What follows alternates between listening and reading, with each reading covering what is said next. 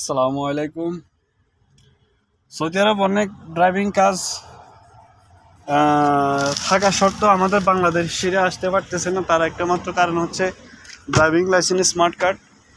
বর্তমান সরকার জনাব তারেক রহমান স্যারের দৃষ্টি আকর্ষণ করে বলছি, আপনারা অতি শীঘ্রই ড্রাইভিং লাইসেন্স স্মার্ট কার্ড বিতরণ প্রক্রিয়াকরণ শুরু করুন।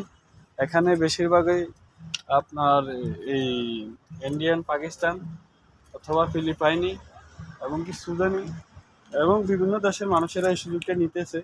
তো এই সুযোগটা আমাদের বাংলাদেশিদের জন্য অ্যাভেলেবেল আছে, কিন্তু থাকা সত্ত্বেও এখানে তারা এই ড্রাইভিং জবটি নিতে পারতেছে না। তার একটি মাত্র কারণ হচ্ছে বাংলাদেশের ড্রাইভিং লাইসেন্স স্মার্ট কার্ড সমস্যা।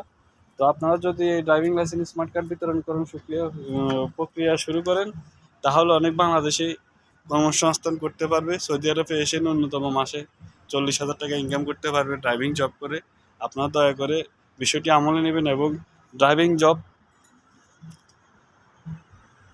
করতে আপনার দেশের মানুষকে সহায়তা করবেন। দয়া করে ড্রাইভিং লাইসেন্স স্মার্ট কার্ড বিতরণ প্রক্রিয়াকরণ শুরু করুন। সরকারের প্রতি অনুরোধ রইল। ধন্যবাদ। আল্লাহ হাফেজ। আসসালামু আলাইকুম।